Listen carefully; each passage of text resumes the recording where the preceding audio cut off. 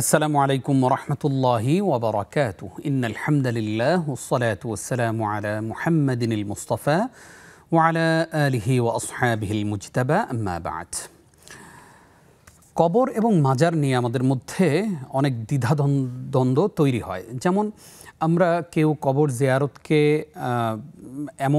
এমনভাবে উপস্থাপন করার চেষ্টা করি যেটা অনেক সময় ইসলাম অ্যালাউ করে না। আবার অনেক সময় দেখা যায় যে মাজার কেন্দ্রিক আমাদের নানান ভুলভ্রান্তি রয়েছে। কেউ মাজার ভাঙতে যায়, কেউ মাজার গড়তে যায়, আবার হাদিসে অনেক নানান বিধিনিষেধ রয়েছে।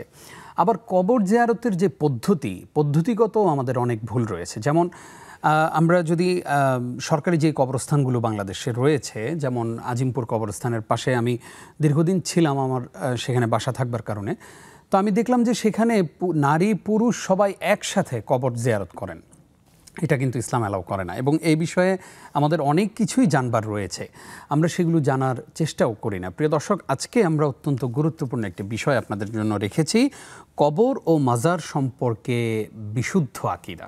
সুপ্রিয় দর্শক শ্রোতা, আপনাদের সকলকে আন্তরিক প্রীতি ও মোবারকবাদ জানিয়ে শুরু করছি নেক্সাস টেলিভিশনের নিয়মিত আয়োজন ইসলামী জীবন বিধান অনুষ্ঠানের আজকের পর্বে আপনাদের সঙ্গে আছি আমি নিজাম বিন মুহিব। প্রিয় দর্শক, আমার সঙ্গে রয়েছেন একজন বিদগ্ধ স্কলার, যিনি আজকে কোরআন সুন্নাহর আলোয় আমাদেরকে আলোকিত করবেন।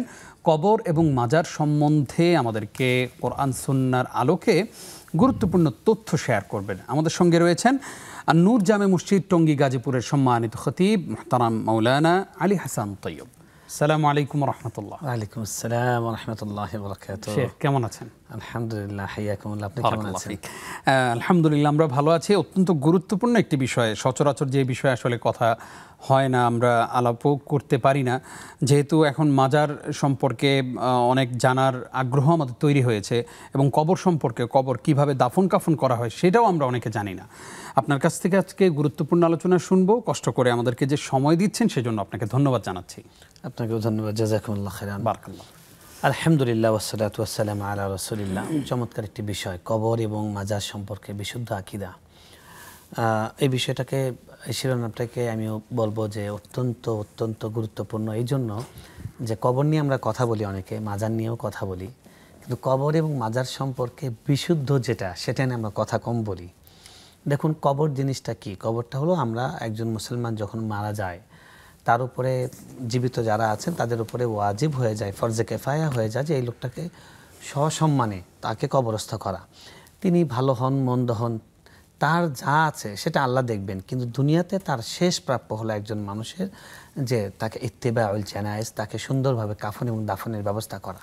এবং এ ব্যাপারে ইসলামী নির্দেশনা খুবই চমৎকার। রাসূল সাল্লাল্লাহু আলাইহি ওয়াসাল্লাম বলেছেন যে মৃতকে যখন কবরে নিয়ে যাওয়া হচ্ছে তার আগে হাঁটবে না, এবং সেই মৃতকে কবরস্থ করা পর্যন্ত বসবে না, দাঁড়িয়ে থাকবে। তাকে নানান রকমের সম্মানের বিষয় ইসলাম শিক্ষা দিয়েছে।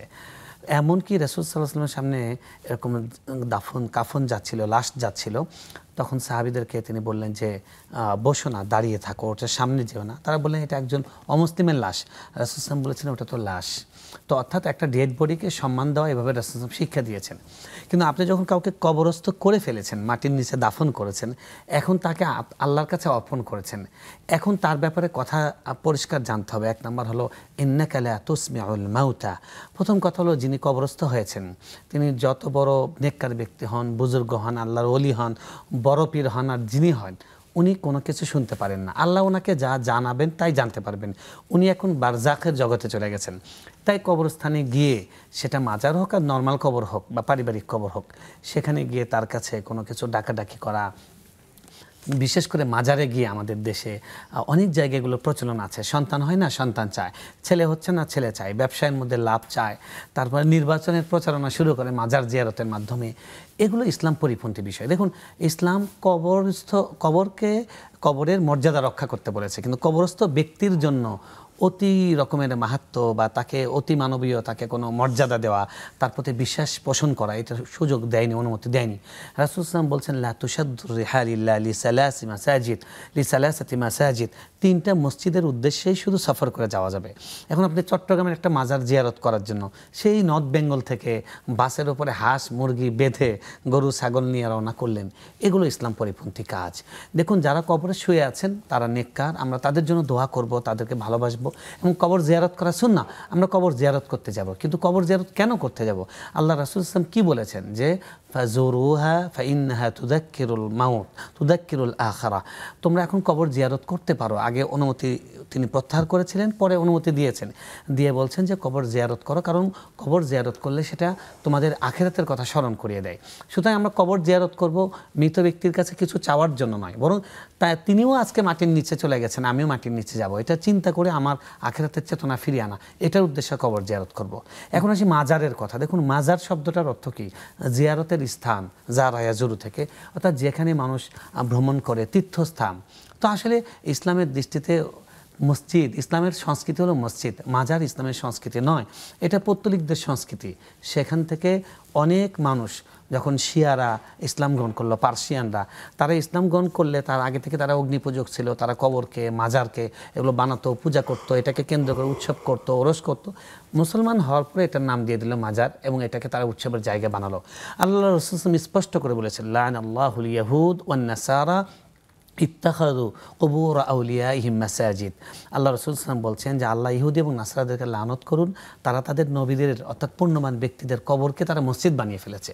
সুতরাং কোনো কবরে, কোনো মাজারে মসজিদ হবে না, এবং মসজিদের পশ্চিম পাশে কবর থাকবে না। কবর থাকতে পারে ডানে বামে পূর্ব দিকে, সামনে যেটা কিবলা সেটা আল্লাহর জন্য, আমরা আল্লাহর দিকে সিজদা করি, কাবার দিকে সিজদা করি। আর মাজারকে জিয়ারত করার উদ্দেশ্য সফর নয়, বরং আমরা একটা কারণে যাচ্ছি, চিটাগাং সিলেট যাচ্ছি, আমরা ভ্রমণে যাচ্ছি, আল্লাহর সৃষ্টি দেখতে যাচ্ছি, সেখানে গিয়েছি, সেখানে নেককার ব্যক্তি আছেন, তার কবরে গেলাম, আমরা গিয়ে তাকে সালাম দিলাম, তার জন্য দোয়া করলাম, যেটা সুন্নাহ। আসসালামু আলাইকুম আহলাদ দিয়ারি কওমি মুমিনিন, আসসালামু আলাইকুম দার কওমি মুমিনিন, আসসালামু আলাইকুম ইয়া আহলাল কুবুর, বিভিন্ন শব্দে হাদিসে এসেছে।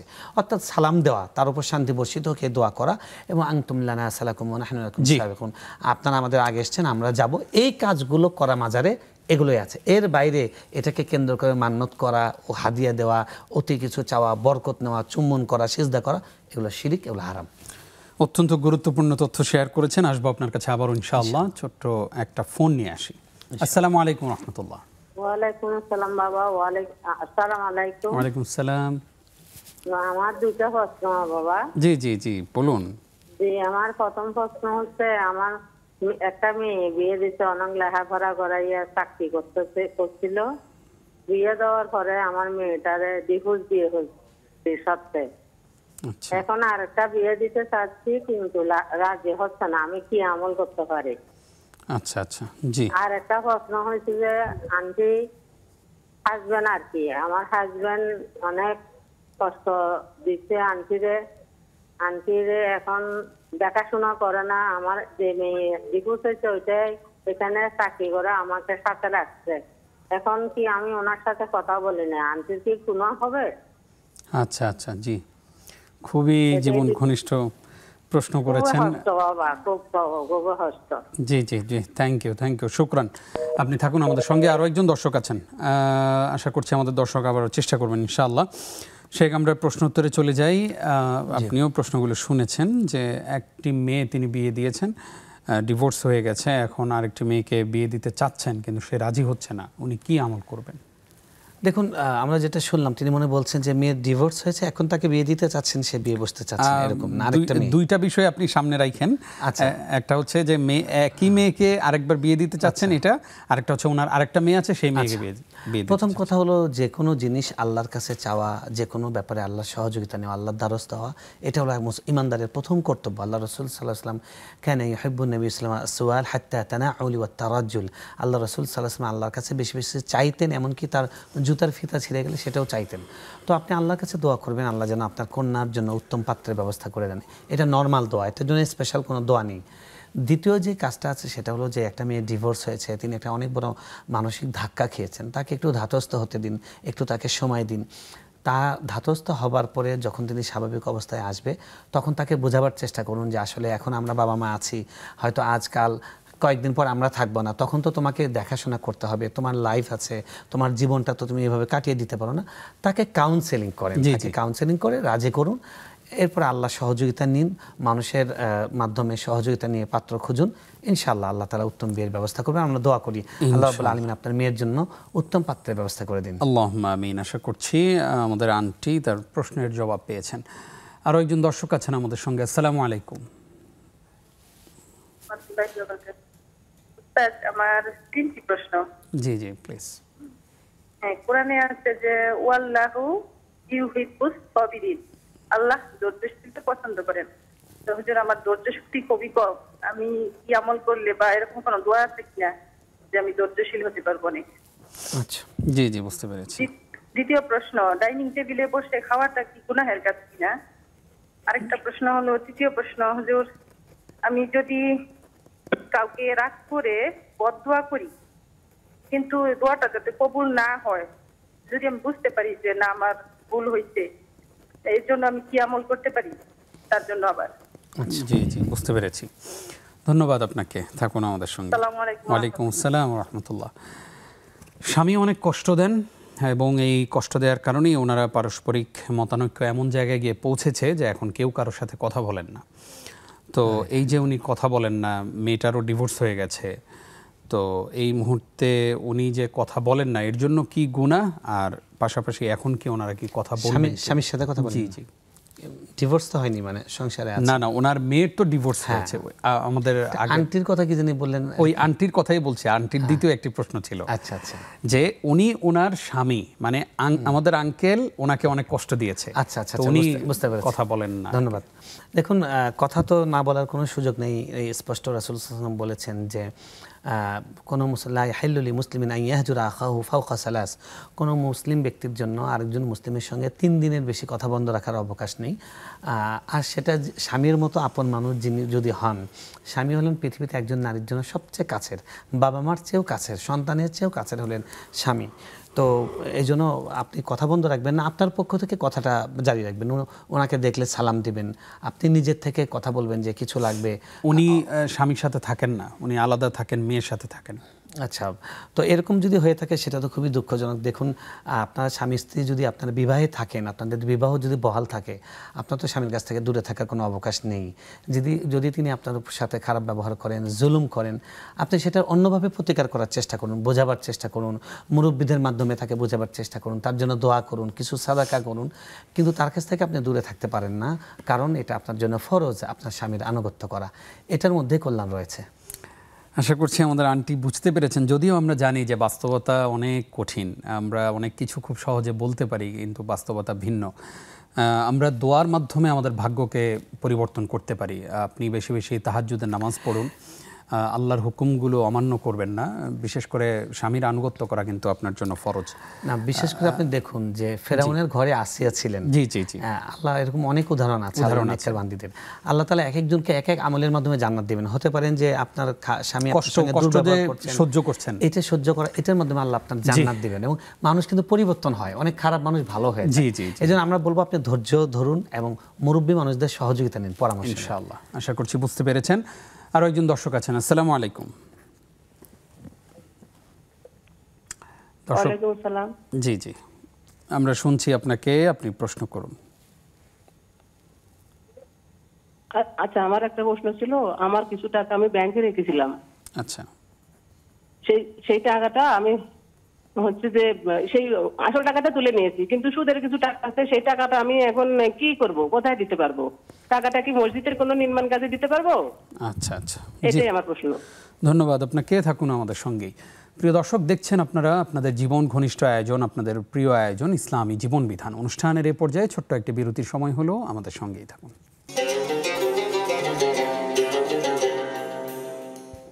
স্বাগত আরও একবার। প্রিয় দর্শক, দেখছেন ইসলামী জীবন বিধান। আজকে আমরা গুরুত্বপূর্ণ একটি বিষয় শুরুতে আলোচনা করেছি, যে কবর ও মাজার সম্পর্কে আপনার আমার ধারণা কি হওয়া উচিত সে বিষয়ে। এই মুহূর্তে আমরা প্রশ্নের জবাব দিচ্ছি, আপনাদের গুরুত্বপূর্ণ প্রশ্নগুলোর জবাব দিচ্ছেন মুহতারাম শেখ আলী হাসান তৈয়ব। শেখ, আরও একবার স্বাগত আপনাকে। আমাদেরকে একজন প্রশ্ন করেছেন যে আল্লাহ তো বলছেন যে ইন্নাল্লাহা ইউহিব্বুস সাবিরিন বা আল্লাহু ইউহিব্বুস সাবিরিন, আল্লাহ ধৈর্যশীলদের ভালোবাসেন। তো আমাদের ওই বোনের ধৈর্যই নাই। ওনার প্রশ্ন হচ্ছে যে ধৈর্য শক্তিটা কিভাবে আমি বৃদ্ধি করতে পারি? মাশাআল্লাহ, প্রথম কথা হলো আপনি দোয়া করবেন আল্লাহর কাছে। দোয়া আছে রব্বানা আফরিগ আলাইনা সাবরা ওয়া সাব্বিত আকদামানা, এই দোয়াটা বেশি বেশি পড়বেন। 2 নম্বর কথা হলো এই আকীদাকে পরিশুদ্ধ করা, আল্লাহ যে আমাদের যা করেন তার মধ্যে কিছু কল্যাণ থাকে, আমি একদম চোখ দিয়ে দেখতে পাচ্ছি আমার ক্ষতি হলো, এর মধ্যেও কোনো কল্যাণ আল্লাহর নিহিত রয়েছে, এই জিনিসটা, এই বিশ্বাসটা পোক্ত করতে হবে। এবং সাথে সাথে আল্লাহ রাব্বুল আলামিন আমাদেরকে সাহায্য করছেন, তিনি আমাদেরকে দেখভাল করছেন, এই আকীদাটা, এই বিশ্বাসটা যখন হৃদয়ে পোক্ত হবে তখন আপনি ধৈর্য ধরতে সহজ হবে। আর আল্লাহ রাব্বুল আলামিন যত প্রিয় বান্দা ছিল নবী সাল্লাল্লাহু আলাইহি ওয়াসাল্লাম এবং আগেকার পুণ্যবান ব্যক্তিরা, তারা প্রত্যেকেই ধৈর্যশীল ছিলেন। আল্লাহ তাদেরকে ধৈর্যের পরীক্ষা নিয়েছেন। আল্লাহ কোরআনে বলেছেন যে ধৈর্যের মাধ্যমে, ধৈর্যের বিনিময়ে আল্লাহ বেগাইরি হিসাব, আল্লাহ হিসাব ছাড়া দেবেন। তো ধৈর্যের যে সুফল এটা নিয়ে চিন্তা করবেন। আর আল্লাহ প্রিয় বান্দারাই ধৈর্যশীল ছিলেন, ধৈর্যশীলকে আল্লাহ তারা জান্নাতের সুসংবাদ দিয়েছেন, এগুলো মনে করবেন। সাথে সাথে ধৈর্যের জন্য দোয়া করবেন, ইনশাআল্লাহ আস্তে আস্তে আপনার ধৈর্য ক্ষমতা, সহন ক্ষমতা বাড়বে ইনশাআল্লাহ। ডাইনিংয়ে খাওয়া কি গুনাহের কাজ? দেখুন, উনি জানতে চাইছেন সুন্দর টেবিলে খাওয়া বা ডাইনিং টেবিলে বসে খাওয়া। দেখুন, এটা সুন্নত নয়। সুন্নত রাসূল সাল্লাল্লাহু আলাইহি ওয়াসাল্লাম সম্পর্কে শামাইলে তিরমিজিতে আছে যে তিনি কখনো উঁচু জায়গায় খেতেন না। তিনি পছন্দ করতেন খাবারটা নিচে থাকবে, অর্থাৎ খাবার যেহেতু আল্লাহর একটা রিজিক, আল্লাহর দান, মানুষ একটু নত হয়ে আল্লাহর রিজিকটা, আল্লাহর নিয়ামতটা ভোগ করবে। এটা হলো মৌলিক একটা সুন্নাহ, এটা উনি চাইতেন। কিন্তু কোনো মানুষ ডাইনিং টেবিলে বা উঁচু জায়গায় খেলে এটা সুন্নতের খেলাফ বা গুনাহ হবে এরকম নয়, অনুমতি আছে। উনি নিষেধ করেননি যে তোমরা উঁচু জায়গায় খেতে পারবে না। উনি যদি নিষেধ করতেন তাহলে সেটা নিষিদ্ধ হতো। আর এখন যেহেতু একদম অনেক মানুষের এই মেরুদণ্ডের সমস্যা আছে, কোমর ব্যথা আছে, অনেক ঘাড়ে ব্যথা আছে, অনেক মানুষ আছে নিচে বসতে পারে না, তাদের জন্য তো কোনো সমস্যা নেই, তাদের জন্য মাকরুহ হবে না। তো মোট কথা এটা সুন্নত নয়, আবার এটা নিষিদ্ধও নয়, হারামও নয়। তিনি আরেকটি প্রশ্ন করেছেন যে রাগ করে একজনকে বদদোয়া দিলেন, কিন্তু পরবর্তীতে মনে মনে বললেন যে আল্লাহ, আমি যে বদদোয়া দিলাম এটা যেন কবুল না হয়। হ্যাঁ, সেক্ষেত্রে আসলে এই যে বদদোয়া দিলেন সেটা কি কবুল হয়েই যাবে? এই অভিশাপটা কি লেগেই যাবে? দেখুন, আপনি যাকে, প্রথম কথা হলো বদদোয়া না দেওয়া আল্লাহ নবী সাল্লাল্লাহু আলাইহি ওয়াসাল্লামের শিক্ষা, এটা মুসলমানের বৈশিষ্ট্য। এরপরে যদি এমন কোনো কষ্ট হয় যেখানে মুখ থেকে বদদোয়া মুখ ফসকে বেরিয়ে গেছে, তো যদি উনি সত্যিকার অর্থে বদদোয়ার উপযুক্ত হয়ে থাকেন, বদদোয়া তার উপর পতিত হবে। আর যদি উপযুক্ত না থাকেন, আপনার মাথার উপরে এসে সেটা পড়বে। হাদিসে স্পষ্ট বলা হয়েছে যে তার মাথার উপরে গিয়ে সেটা ফেলে দাও, আপনার উপরে পতিত হবে।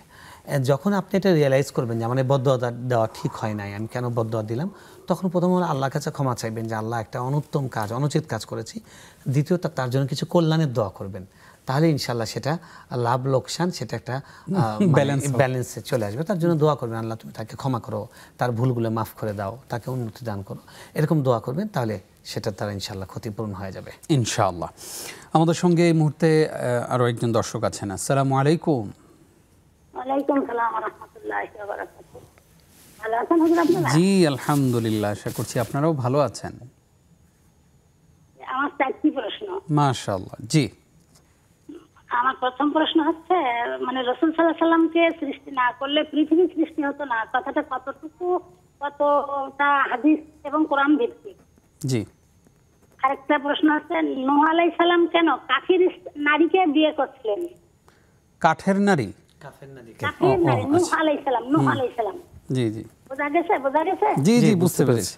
আচ্ছা, আরেকটা প্রশ্ন হচ্ছে, আল্লাহ পাক মানুষ সৃষ্টির কথা যখন ফেরেশতাদেরকে বললেন, তখন ফেরেশতারা যে ভবিষ্যৎবাণী করে বলেছিলেন যে মানুষ সৃষ্টি করলে পৃথিবীতে যে ফাসাদ সৃষ্টি করবে, আমার প্রশ্ন হচ্ছে ফেরেশতারা কিভাবে ভবিষ্যৎবাণী করলেন এখানে? এটা আচ্ছা, আরেকটা প্রশ্ন। জি জি, পুরুষরা স্ত্রী তালাক দেওয়ার কতদিন পর বিবাহ করতে পারে? পুরুষরা না? জি জি, পুরুষরা। বুঝতে পেরেছি। জি, পুরুষদের জন্য কতদিন পর বিয়ে করতে পারে? জি, ধন্যবাদ আপনাকে গুরুত্বপূর্ণ চারটি প্রশ্ন করবার জন্যে। আপনি থাকুন আমাদের সঙ্গেই। শেখ একজন প্রশ্ন করেছেন যে কিছু টাকা ব্যাংকে রেখেছিলেন, মূল টাকা উঠিয়ে নিয়েছেন, সুদটা আছে, এখন ওই কোনো মসজিদ নির্মাণ হচ্ছে, সেখানে কি সেই সুদের টাকা দেওয়া যাবে? কোন খাতে দেওয়া যাবে? না, দেওয়া যাবে না। ইন্নাল্লাহা তাইয়্যিব লা ইয়াকবালু ইল্লা তাইয়্যিব, আল্লাহ পবিত্র, পবিত্র ছাড়া কিছু গ্রহণ করেন না। আল্লাহ মসজিদে শুধু নয়, কোনো খাতে, যে খাতে দিলে আল্লাহ খুশি হন, যে খাতে আমরা ইবাদত মনে করে দান করি, এরকম কোনো খাতে ব্যয় করা যাবে না। এর বাইরের যে খাত আছে সেই খাতগুলোতে আপনি দেবেন দানের নিয়ত ছাড়া, সওয়াবের নিয়ত ছাড়া, যে এটা আপদ মুক্তি, বিপদ আমার কাছে আছে, বিপদটা সরিয়ে ফেল, জি, এরকম নিয়ত করে আপনি দিতে পারবেন, মসজিদে দিতে পারবেন না। জি, আমাদেরকে একজন প্রশ্ন করেছেন যে রাসূল সাল্লাল্লাহু আলাইহি সাল্লামকে সৃষ্টি না করলে পৃথিবী সৃষ্টি করতেন না, কথাটা কতটুকু সত্য? কথাটা কোরআন হাদিসের দৃষ্টিকোণ থেকে সত্য নয়। এটা বিখ্যাত একটা হাদিস। আমাদের কবর এবং মাজার কেন্দ্রিক যে সংস্কৃতির যারা ধারক বাহক এই ভাইয়েরা বলে থাকেন, লাউলা কালামা খুলিকাতিল আফলাক, আপনাকে যদি সৃষ্টি না করা হতো তাহলে কোনো কিছু সৃষ্টি করা হতো না। এটা একবার আমার মনে আছে যে উত্তরায় বিশাল ব্যানার দিয়ে লিখেছে আল হাদিস। তা আমি ছবি তুলে ওখানে লিখেছিলাম জাল হাদিস। তো এটা হলো আল হাদিস না, এটা হলো জাল হাদিস, অর্থাৎ এটা বানোয়াট কথা। দেখুন আল্লাহ রাব্বুল আলামিন তিনি হলেন আহকামুল হাকিমিন, তার হাতে সব কিছু। তিনি কি সৃষ্টি করবেন না, কাকে করবেন কি কাকে করবেন না, এটার জন্য আল্লাহর কোনো উপলক্ষের দরকার নেই। হ্যাঁ, রাসূল সাল্লাল্লাহু আলাইহি ওয়াসাল্লাম আল্লাহর শ্রেষ্ঠতম সৃষ্টি। আল্লাহর পরে যা কিছু আছে সব কিছুর মধ্যে শ্রেষ্ঠ মুহাম্মদুর রাসূলুল্লাহ সাল্লাল্লাহু আলাইহি ওয়াসাল্লাম। তাকে সর্বোচ্চ ভালোবাসা, সর্বোচ্চ সম্মান করা, সর্বোচ্চ ভক্তি করা, সর্বোচ্চ আনুগত্য দেখানো তার জন্য, এগুলো প্রত্যেকটা ঈমানের জন্য অপরিহার্য অংশ। কিন্তু এর অর্থ এই নয় যে আমরা তার জন্য এমন কথা বানিয়ে বলবো। তাকে আল্লাহ এত মর্যাদা দিয়েছেন, তাকে বানিয়ে বলার কোনো প্রয়োজন নেই। এই জন্য এরকম কথা না বলা উচিত। এই কথাটা কোরআন হাদিসের দৃষ্টিকোণ থেকে সঠিক নয়। যে হাদিসটা বলা হয় এটা একটা জাল, সম্পূর্ণ বানোয়াট একটা হাদিস। মুহাদ্দিসরা এই হাদিসটাকে জাল বলেছেন। জি, সুন্দর একটি প্রশ্নের জবাব জানলাম। নূহ আলাইহিস সালাতু ওয়াস সালাম কেন কাফের নারীকে বিয়ে করলেন? তিনি কাফের নারীকে বিবাহ করেছেন বিষয়টা এমন নয়। তিনি নবী হওয়ার আগে তাকে বিবাহ করেছেন। নবী হওয়ার পরে তো ঈমান কাফের প্রশ্ন আসলো। তো নবী হওয়ার পরে তিনি তাকে বারবার দাওয়াত দিচ্ছিলেন, সে দাওয়াত গ্রহণ করেনি। সেটা তার দুর্ভাগ্য। তারপরে আল্লাহর গজবে পানিতে প্লাবনে ডুবে মারা গেছে। তো তিনি কাফেরকে বিবাহ করেননি, বরং তিনি তাকে দাওয়াত দেওয়ার পরে সে দাওয়াত গ্রহণ করেনি। ব্যাপারটা হলো এরকম। আচ্ছা, জি। আমাদের সঙ্গে আরও একজন দর্শক আছেন। আসসালামু আলাইকুম। আসসালামু আলাইকুম। ওয়ালাইকুম আসসালাম। হ্যাঁ হুজুর, হুজুর আপনারা ভালো আছেন? জি আলহামদুলিল্লাহ, আশা করছি আপনারাও ভালো আছেন। হ্যাঁ আলহামদুলিল্লাহ। আমার দুইটা প্রশ্ন হুজুর, বেশি টাইম লাগবে না। জি জি। একটা হলো আমরা মাগরিবের নামাজ পড়ার পরে অনেক সময় দোয়া কালাম পড়ার আছে, ওই অনেক দোয়া কালামই পড়তে হয়, এগুলো আমরা পড়ি। পড়ার পরে যখন আবার সুন্নত নামাজ পড়ি তখন কি একটু সময় থাকে? আচ্ছা আচ্ছা, জি। তখন আপনার আপনার ভলিউম কমিয়ে প্রশ্ন করুন। জি জি, পরের প্রশ্নটি করুন। আরেকটা হইলো যে আমার একজনরা হুজুর বলছে যে টাকা যদি কেউর কাছে দেয় তাহলে সুদ হয়, কিন্তু টাকা নিয়ে যদি টাকার বিনিময়ে কেউ এক মাস, মনে করেন 1 মাস 1 লাখ টাকা রাখলো, রাখার পর ওনাকে 1 বস্তা চালের দামটা দিল, যে এটা সুদ হবে না, চালের দাম হবে 1 বস্তা মিনিকেট চাল কিনতে যত টাকা লাগে সেই টাকাটা আমি দিব, সেটা সুদ হবে না। তাইলে এটা কি ঠিক? টাকা নিলে সুদ হবে, কিন্তু টাকা নিয়ে যদি চাল দেয় তাহলে সুদ হবে না, বা চালের দাম দেয় তাহলে সুদ হবে না, এটা ঠিক কিনা? জি জি, ধন্যবাদ আপনাকে। আসসালাম। ওয়ালাইকুম আসসালাম। আমাদেরকে একজন প্রশ্ন করেছেন যে ফেরেশতারা যে আল্লাহ তাআলাকে বললেন যে আল্লাহ আপনি মানুষ পৃথিবীতে পাঠায়েন না, অগ্রিম এই ভবিষ্যৎবাণী তারা কিভাবে করলেন? সুন্দর প্রশ্ন। বোনটির 4টি প্রশ্ন শুনেই মনে হয়েছে তিনি কোরআন হাদিসে স্টাডি করেন। আল্লাহ তাআলা আপনার জ্ঞান অর্জনে বারাকা দান করেন।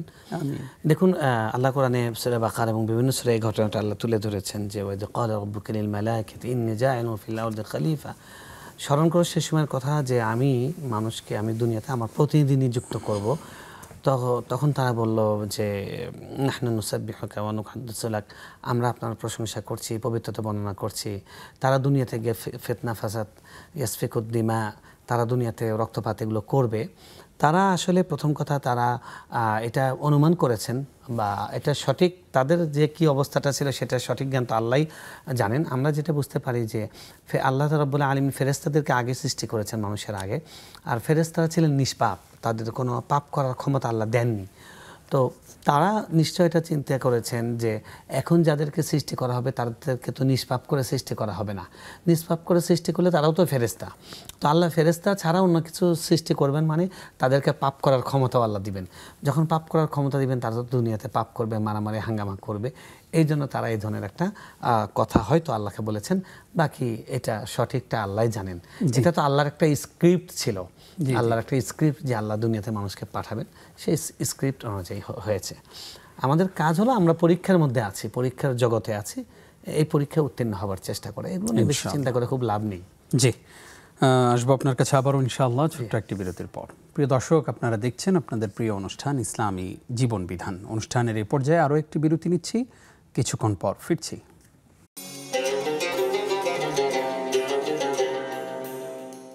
প্রিয় দর্শক, দেখছেন ইসলামী জীবন বিধান, যে আয়োজন থেকে আমি আপনি ইসলামের নানান বিষয়াবলী জেনে থাকি এবং জীবনকে পরিশুদ্ধ করবার জন্যে এবং অনেক আমল যেগুলো আমরা ভুল করে আসছি এতদিন, সেই আমলগুলো পরিবর্তন করবার জন্য এই আয়োজন আপনাদেরকে উপহার দেয়া।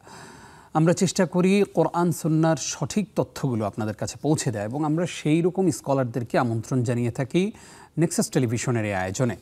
আশা করছি পুরো আয়োজন জুড়ে থাকবেন এবং এই আয়োজনটি ফেসবুকেও দেখা যাচ্ছে। নেক্সাস টেলিভিশন ইসলামিক এই ফেসবুক পেজে গিয়ে আপনি সেখানেও আপনার যে কোনো কমেন্ট করতে পারেন, স্ক্রিনে প্রদর্শিত নাম্বারেও আমাদেরকে ফোনে প্রশ্ন জানাতে পারেন।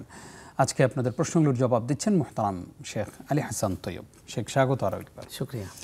আমাদেরকে একজন প্রশ্ন করেছেন যে পুরুষেরা তালাকের কয়দিন পরে, ডিভোর্সের কয়দিন পরে পুরুষরা বিয়ে করতে পারে? যখন পুরুষদের কোনো অন্তর্বর্তীকালীন মেয়াদ নেই, তারা তালাক দেওয়ার আগেও বিবাহ করতে পারেন, তালাক দেওয়ার সময় বিবাহ করতে পারেন, তালাক দেওয়ারও পরেও বিবাহ করতে পারেন। আমাদের মা বোনদের খারাপ লাগতে পারেন যে পুরুষদের জন্য আল্লাহ ফ্লোরটা খালি রাখলেন কেন। আসলে বিষয়টা হলো ইদ্যতের যে বিষয়টা দেওয়া হয়েছে মা বোনদের, সেটা হলো তার গর্ভস্থ কোনো সন্তান আছে কিনা। যখন একজন নারী একজন পুরুষের বিবাহে থাকেন, তার তো যে কোনো সময় গর্ভধারণ হতে পারে। তো এমন যেন না হয় যে একজন নারীর বিবাহের পরে আরেকজন পুরুষের সঙ্গে বিবাহ হয়েছে, তারপরে একটা সন্তান তাদের গর্ভধারণ হয়েছে, এটা নিয়ে এখন কনফিউজ তৈরি হয়েছে। যেটা আমরা দেখি আজকাল সেকুলার সমাজে অনেকে বিবাহের ব্যাপারটা প্রকাশ্যে করেন না, বিবাহ না করে লিভ টুগেদার করছেন, হারাম কাজ করছেন। তাদের পরে দেখা যায় যে সন্তানের পরিচয় চেয়ে সংবাদ সম্মেলন, তারপরে সাংবাদিকদের কাছে বলছেন যে বিশ্বাস করেন অমকের বাবা অমক। তো এই ধরনের একজন নারীর অবমাননার পরিস্থিতি যেন কখনো তৈরি না হয়, এই জন্য ইসলামের একটা সুন্দর বিধান হলো যে কোনো সময় একজন নারীর যদি তালাক হয় তাকে ইদ্যত পালন করতে হবে। এর মধ্যে কনফার্ম হয়ে যাবে যে তার প্রেগনেন্সি আছে কিনা। সেটা থাকলে তাহলে যিনি তালাক দিয়েছেন তার সন্তান, তাহলে সন্তানের বাবার পরিচয় নিয়ে কখনো অনিশ্চয়তা তৈরি হবে না। সেজন্য এটা নারীর জন্য একটা নিরাপত্তা, আর পুরুষের জন্য সেটার প্রয়োজন নেই। এই কারণে পুরুষের কোনো মেয়াদ নেই। আজকে তালাক দিলে আজকেই বিয়ে করতে পারবে। হ্যাঁ, তালাক দেওয়ার আগেও তো বিবাহ করতে পারে। জি জি জি। আশা করছি আমাদের বোন বুঝতে পেরেছেন বিষয়টি এবং আমাদের হাতে আরও অনেকগুলো প্রশ্ন আছে। একজন প্রশ্ন করেছেন যে মাগরিবের পরে ফরজ নামাজের পরে আমরা যেই দোয়াগুলো পড়ি, সেই দোয়াগুলো পড়ার পরে যখন সুন্নতের নিয়ত করি বা সুন্নত পড়তে যাই, সেই সময় কি আসলে নামাজের ওয়াক্ত থাকে? ভালো একটি প্রশ্ন। দেখুন, শীতকাল বিশেষ করে শুরু হয়ে যাচ্ছে, আস্তে আস্তে দিন ছোট হয়ে যাচ্ছে। এরকম যখন হবে, আরও সামনে কিছুদিন পরে গিয়ে দেখা যাবে যে 6:30 সময় মাগরিব হয়ে যাবে, 5:15 সময়, 5:15 সময় মাগরিব হবে, 6:30 দিকে দেখা যাবে যে এশার ওয়াক্ত প্রবেশ করেছে। ওরকম যখন হবে তখন কাজ হবে আগে সুন্নত পড়ে নেওয়া, সুন্নত পড়ার পরে তারপরে দোয়াগুলো পড়া। আর আসলে মাগরিবের নামাজ তো ওয়াক্ত শুরু হওয়ার সঙ্গে সঙ্গে পড়া সুন্নত। সেই সময় যদি পড়ে নেয় তাহলে অবশ্যই সবগুলো পড়তে পারবে। 2 নামাজের মধ্যে পর্যাপ্ত সময় আছে। এখন কেউ যদি ব্যস্ততার কারণে মাগরিব নামাজ শেষ সময় পড়েন, যে এশার আগ দিয়ে পড়ছেন, তাহলে তখন কর্তব্য হবে ফজর নামাজ পড়ে, ফরজ পড়ে, তারপরে তিনি শুধুমাত্র আয়াতুল কুরসিটা নামাজের পরপর পড়বেন, পড়ে তারপরে সুন্নত পড়ে দোয়াটা তিনি আস্তে আস্তে পড়বেন ইনশাআল্লাহ। টাকায় টাকা দিলে সুদ, টাকায় চাল দিলে সুদ হয় না, বিষয়টি কি ব্যাখ্যা? দেখুন, প্রশ্নটা শুনে খুব মজা লাগছিল এই জন্য যে আল্লাহ রাব্বুল আলামিন কোরআনে যে আয়াতটা নাজিল করেছেন, ও আহাল্লাল্লাহুল বাইআ ওয়া হাররামার রিবা, এর আগের অংশটা আল্লাহ বলেছেন যে ইন্নামাল বাইউ মিসলুর রিবা। উনি আল্লাহ এখানে বলেছেন যে ওরা বলে যে সুদ তো, ব্যবসা তো সুদের মতোই, এখানে দিয়ে টাকা দিয়ে কিছু বেনিফিট নিচ্ছে, ওখানে টাকা দিয়ে বেনিফিট নিচ্ছে। আল্লাহ বলছেন যে আপনি বলে দেন যে এটার মতো নয়, বিশাল ফারাক আছে। কি ফারাক? 1 নম্বর ফারাক হলো বিধানগত দিক থেকে আল্লাহ ব্যবসাকে হালাল করেছেন আর সুদকে হারাম করেছেন, এটাই একটা বড় ফারাক। আর দৃশ্যমান কিছু যদি ফারাক নাও থাকে তাহলেও এটা কোনো কথা নয়। টাকা দিয়ে টাকা, এটা স্পষ্টভাবে হারাম করা হয়েছে, রাসূল সাল্লাল্লাহু আলাইহি ওয়াসাল্লাম হারাম করেছেন যাতে মানুষ শ্রমে উদ্বুদ্ধ হয়। একটা লোকের কাছে টাকা আছে, উনি শ্রম করবে না, উনি বসে বসে দাদন ব্যবসা করবে, যে টাকা দিলাম তুমি আমার কাছে খালি ফাও ফাও টাকার উপরে টাকা দাও। এই যে দাদন ব্যবসাটা বন্ধ করার জন্য আল্লাহ সুদটাকে হারাম করেছেন। দেখুন, টাকা দিলে টাকা কেন হারাম হবে? ও বসে বসে পরিশ্রম না করে পরিশ্রমকে ইসলাম উদ্বুদ্ধ করতে চায়। মানুষ শ্রম দিবে, খাটবে, তাহলে অর্থনীতির গতি বাড়বে। আপনি টাকা ইনভেস্ট করবেন, সেখানে কিছু কর্মচারী হবে, কিছু লোক ক্যারি করবে, অর্থের মধ্যে টাকার মধ্যে দেশের মধ্যে একটা কর্মচাঞ্চল্য তৈরি হবে। আর সেটা না করে যদি মানুষ বসে বসে টাকা খাটায় তাহলে অনেক মানুষ বেকার হয়ে যাবে, কর্ম পাবে না। অনেক কল্যাণের দিক আছে। আর যেটা আপনি বলছেন যে চাউল দিলে সেটা বৈধ হবে বা চাউলের মূল্য দিলে বৈধ হবে, আপনি এটা বুঝতে পারেননি। হয়তো কেউ এরকম করে বলেছেন যে টাকা দিয়ে টাকা নেওয়া জায়েজ নেই। যেটা করা জায়েজ আছে সেটা হলো ব্যবসা করা জায়েজ আছে। কথার কথা, আপনার এখন 5,000 টাকা দরকার, আমি আপনাকে বলবো যে আপনি 5,000 টাকা নিয়ে কী করবেন? আপনার ঘরে চাউল নাই, ঠিক আছে, আমি আপনাকে 2 বস্তা চাউল কিনে দিচ্ছি। 2 বস্তা চাউল আমি কিনলাম, কথার কথা 3,000 টাকা দিয়ে 2 বস্তা চাউল কিনলাম। চাউল আমি কিনেছি, আমি ক্রেতা হিসেবে কিনেছি, এখন আপনার কাছে বিক্রেতা হিসেবে আমি বিক্রি করবো 3,500 টাকা দিয়ে আমি এখন বিক্রি করব। তাহলে এখানে কিন্তু একটা লেনদেন হচ্ছে। আমি ক্রেতার কাছ থেকে কিনেছি, বাসায় আনার সময় আমার কিন্তু রিক্সা ভাড়া খরচ হয়েছে, তো তারপরে আমি আবার দিচ্ছি, আপনি আবার রিক্সা ভাড়া খরচ করেন। এখানে অর্থনীতির মধ্যে একটা চলমানতা তৈরি হচ্ছে। কিন্তু সেটা না করে শুধু টাকা দিয়ে টাকা দিলে হচ্ছে না। এই জন্য ব্যবসা হালাল, আসলে সুদ হারাম। আশা করছি আমাদের দর্শক তার প্রশ্নের জবাব পেয়েছেন। আরো একজন দর্শক আছেন। আসসালামু আলাইকুম। আসসালামু আলাইকুম ওয়া রাহমাতুল্লাহ। ওয়ালাইকুম আসসালাম ওয়া রাহমাতুল্লাহ। আসসালামু আলাইকুম হুজুর। জি, আমরা শুনছি আপনাকে। হুজুর, আমি পাবনা থেকে আব্দুল জব্বার বলছিলাম। জি জি, বলুন। হুজুর, আমার 3টে প্রশ্ন ছিল। জি, বলুন না। 1 নম্বর প্রশ্ন, হুজুর, আজ আমার একজন পরম আত্মীয় মারা গেছে, আজ 9:30 জানাজা। জি, বোঝা গেছে। কিন্তু রাজনৈতিক পরিবর্তনের কারণে সেখানে যাওয়া ঝুঁকিপূর্ণ। এখন আমি কি করতে পারি হুজুর? আচ্ছা আচ্ছা, জি। আরেকটা প্রশ্ন হুজুর, যে একজনের কিছু টাকা ভুলে ভালো একটা টাকা সে দিয়েছিল, কিন্তু আবার আমাকে দিয়েছে। আমি অর্থনৈতিক অভাবের কারণে নিয়েছি এবং নিয়ে তাকে ওই টাকাটা দিয়ে দেবো। সে একবার দিয়েছে ভুলে, সে অনেক টাকা পয়সার মানুষ, সে জানে যে আমি নেই নাই, কিন্তু আবার আমাকে দিয়েছে হুজুর। আমি নিয়েছিও, কিন্তু আমি অভাবের কারণে নিয়েছি, নিয়ে চাকরি নিয়ে দেবো। এখন এই টাকাটা কিভাবে দেবো? আমি যদি বলি যে আপনি দিয়েছিলেন, দিলাম, তাহলে আমার প্রতি একটা অবিশ্বাস জন্মে বা তার মন খারাপ হবে। ওই টাকাটা কিভাবে দেবো? আচ্ছা আচ্ছা, জি। আর একটা প্রশ্ন হুজুর, যে মায়ের পায়ের নিচে জান্নাত, নবীজি বলেছেন সঠিক, কিন্তু অনেক মাদের তো বিয়ে হয় না, আবার বিয়ে হলে বাচ্চা কাচ্চা হয় না। এই বিষয়ে একটু কিছু বলেন। জি, ধন্যবাদ আপনাকে। আপনি থাকুন আমাদের সঙ্গেই। শেখ, এই প্রশ্নটি খুবই গুরুত্বপূর্ণ যে ওনার একজন পরমাত্মীয় মারা গেছেন, কিন্তু রাজনৈতিক পট পরিবর্তন হওয়ার কারণে উনি সেই জানাজায় এই মুহূর্তে অংশগ্রহণ করতে পারছেন না। ওনার করণীয় কি? ওনার করণীয় হলো যে উনি দোয়া করবেন। জানাজার উদ্দেশ্য হলো দোয়া করা। তো আপনি জানাজা ছাড়াই দোয়াটা করতে পারেন, তার জন্য দোয়া করবেন, সাদাকা করবেন। এটা হলো তার জন্য সবচেয়ে বড় পাওয়া হবে এবং আপনার পক্ষ থেকে অনেক বড় ইবাদত হবে। আর যখনই কেউ মুসলমান আরেক মুসলমানের জন্য দোয়া করে, তাহলে আল্লাহ রাব্বুল আলামিনের পক্ষ থেকে তার জন্য আমিন বলা হয়। আপনি ওই মৃত ব্যক্তির জন্য, আত্মীয়ের জন্য দোয়া করবেন, আপনার জন্য ফেরেশতা দোয়া করবে। আপনি দোয়া করবেন। কোনো নির্দিষ্ট দোয়া আছে কিনা বা কোনো সূরা পড়বেন কিনা, কিভাবে দোয়া, বাসায় বসে নির্দিষ্ট দোয়া কোনো করবেন? সূরা নাই, যে কোনো সময় আপনি দোয়া করবেন।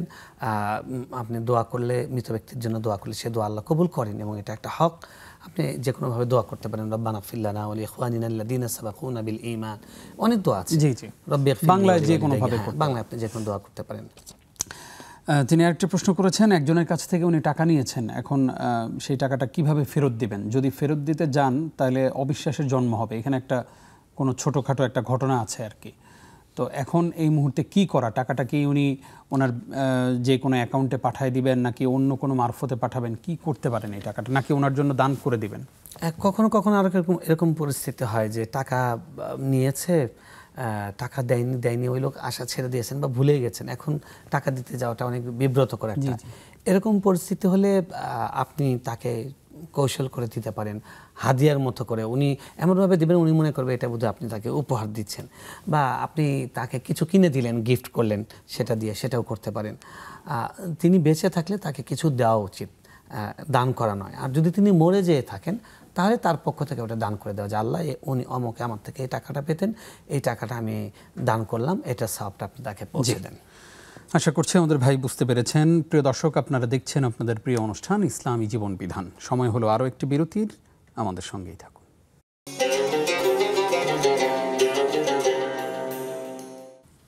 প্রিয় দর্শক, দেখতে দেখতে আমরা অনুষ্ঠানের একেবারেই শেষের দিকে চলে এসেছি, আর অল্প কিছুক্ষণ রয়েছে। আমরা গুরুত্বপূর্ণ প্রশ্নগুলোর জবাব দিচ্ছি। আমরা আমাদেরকে একজন প্রশ্ন করেছেন যে মায়ের পায়ের নিচে সন্তানের বেহেশত, কিন্তু অনেক মায়ের তো সন্তান হয় না, সেক্ষেত্রে আসলে ওই মায়ের কি হবে? মানে ওনার পায়ের নিচে থেকে কি বেহেশত, এরকম কোন একটা? দেখুন, প্রত্যেকে চিন্তা করতে হবে আমার বেহেশত নিয়ে। তো যেই মা জন্ম হয়েছেন তিনি, তার বেহেশত তো তার মায়ের পায়ের নিচে, তার কোনো টেনশন নেই।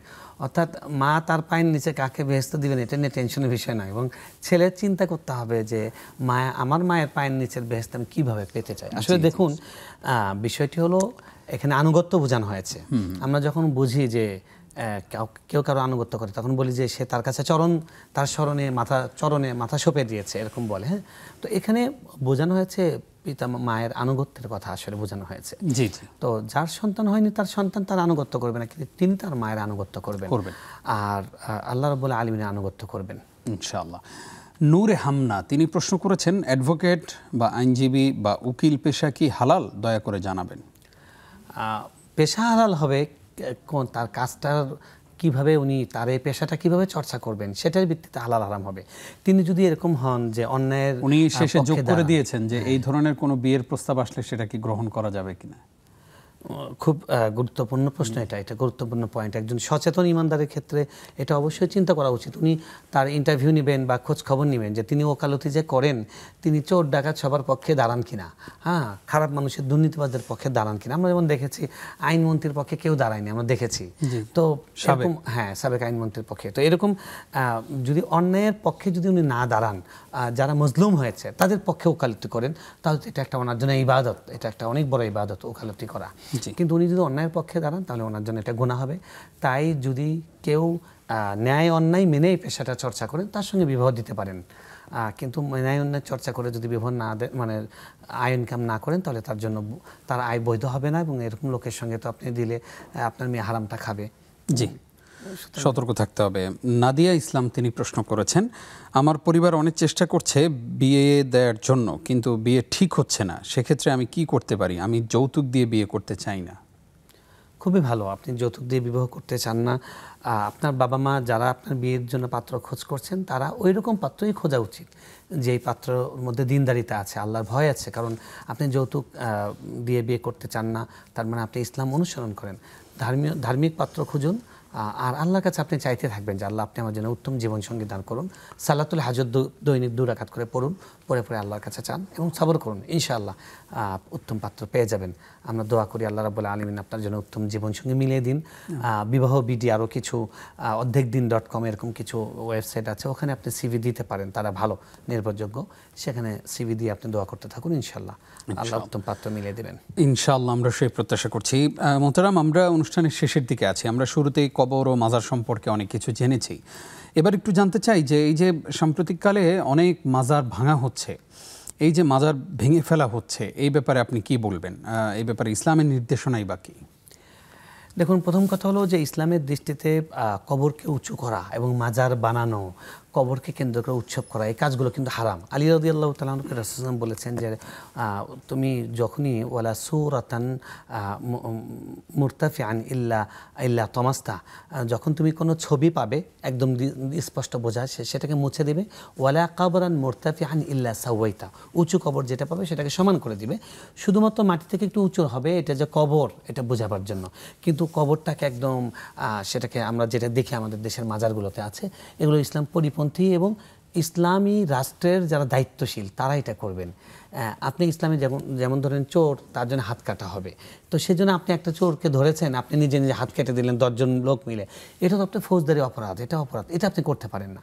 তো এখন বাংলাদেশে একটা রাজনৈতিক অবস্থার পরিবর্তন হয়েছে, সেজন্য এক দল আরেক দলের উপর হামলা করছে।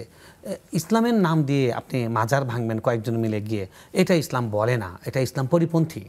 এটা ইসলামী এই রাষ্ট্রের যারা কর্তৃপক্ষ আছেন তারা যদি যথাযথ কর্তৃপক্ষ ভাঙেন তাহলে সেটা হবে ইসলামের চাওয়া, সেটা হবে ইসলাম সম্মত।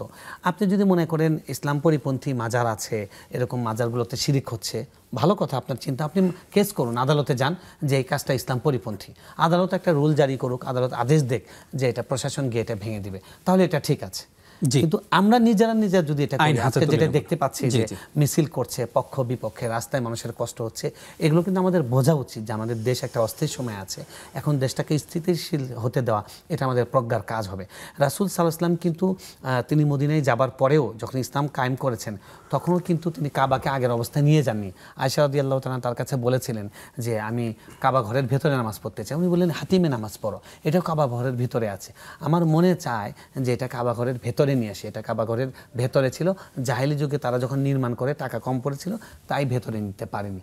তার মানে কি বোঝা গেল, তার কাছে পাওয়ার আসার পরেও তিনি কিন্তু স্ট্রাকচার চেঞ্জ করেননি, কারণ ওটার সাথে একটা মানুষের আবেগ আছে।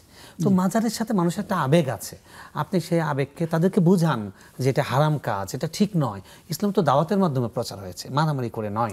হ্যাঁ, জিহাদ হয়েছে, সেটা একটা ডিসিপ্লিন ছিল, রাষ্ট্রপ্রধান ছিলেন, সেখানে সেনাপতি ছিলেন। তো আপনাকে নিয়মতান্ত্রিক উপায়ে এটার প্রতিকার করতে হবে। কিছু মানুষ বিচ্ছিন্নভাবে গিয়ে মাজার হামলা করবে, মাজার ভেঙে ফেলবে, এটা ইসলাম এভাবে এটাকে সমর্থন করে না, আমরাও এটাকে সমর্থন করি না। জি, খুবই স্পষ্ট কথা। আসলে আমরাও এই যে মাজার ভেঙে ফেলা হচ্ছে এইগুলো আমরা সাপোর্ট করি না। আমরা দাওয়াত দিয়ে, আমাদের শেখ যেটা বললেন যে দাওয়াতের মাধ্যমে আমরা পরিবর্তন করতে পারি। শেখ, আমরা আরেকটু জানতে চাই যে এই যে মাজারের মধ্যে যে দীর্ঘকাল ব্যাপী কোটি কোটি টাকা উত্তোলন করা হয়েছে, পীর সাহেবকে হাদিয়া দেয়, মৃত মানুষটাকে, এবং খাদেম আছে, হ্যাঁ, মূল ব্যবসায়ী তারা। জি জি, এবং সিন্নির ব্যবস্থা করা হয়, সেখানে মানুষ ল্যাংটা হয়ে বসে থাকে, উলঙ্গপনা চলে, নারী পুরুষের অবাধ মেলামেশা চলে, সেখানে গাঁজা খাওয়া হয়, মাদকের ব্যবসা, এবং এমন কোনো অপকর্ম নাই যে যেখানে নাই, সেখানে করে না।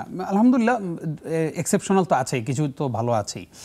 তো এই যে মাজারের প্রতি যে শ্রদ্ধা ভক্তি, একদম অনেক বেশি শ্রদ্ধা নিয়ে অনেকে যায়, কিন্তু সেখানে গিয়েও একটা হাতে লাল সুতা পেঁচিয়ে আসে, এই ব্যাপারে আসলে ইসলাম কি বলে?